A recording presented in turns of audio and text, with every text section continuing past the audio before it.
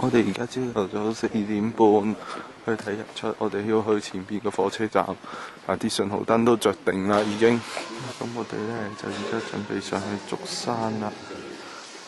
4點5啊，呢個咧就係個車站啦。呢個車站就係肇平啊。朝早一陣間有火車。有光應該精啲係嘛？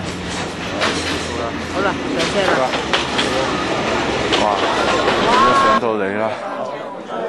呢度竹山，竹山呢度。琴晚仲寒。而家上到嚟咧，咁呢邊就竹山，嗰邊咧好多嘅，好多山。几点你要 morning call 你 ，Manny， 让我跨过蓝头线，你下来，帅哥 Manny。事先我要下来。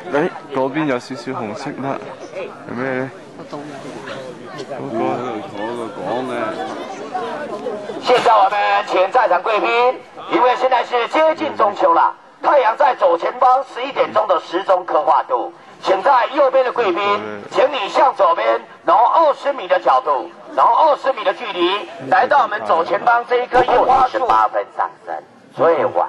但是你要知道，天後是變化萬千，風一吹，霧一散，旭日東升，馬上霞光綻放，所以這是一個不確定的變化啊！但是今天太陽要突破雲層，最極限點的時刻是5點58分。兩項重點提示：第一項，我們的數碼相機都有加倍鏡頭，等一下拍攝日出之時，請用望遠鏡，因為這樣照出來的解析度、飽和度、亮麗度、描寫能力達到最高層次。第二提示：太陽滾動時間3分。呢個就係竹山車站啦，我哋應該火車。太陽啦，但係佢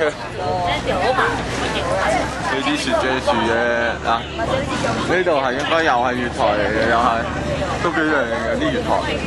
呢個係以前嘅車站，係啊，呢邊嘅。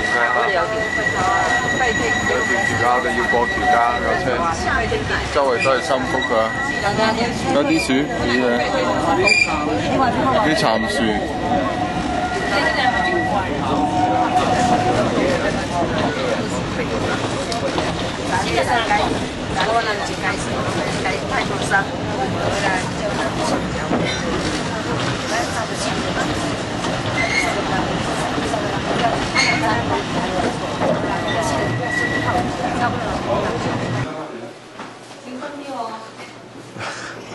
呢一個咧就係我哋酒店嘅露台，大中央嘅露台嚟嘅。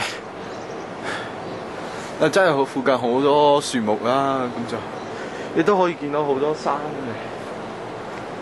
遠處嗰啲山啦，嗰啲山點解會冧成咁咧？就主要因為呢度發生地震啊，真係好容易有地震，咁就形成咗呢啲山啊。朝頭早好靚嘅。啲陽光照落去啲松樹啊、柏樹啊嗰啲，好靚整到。咁下邊呢度咧，其實再落去呢度咧，就係梅園嚟嘅。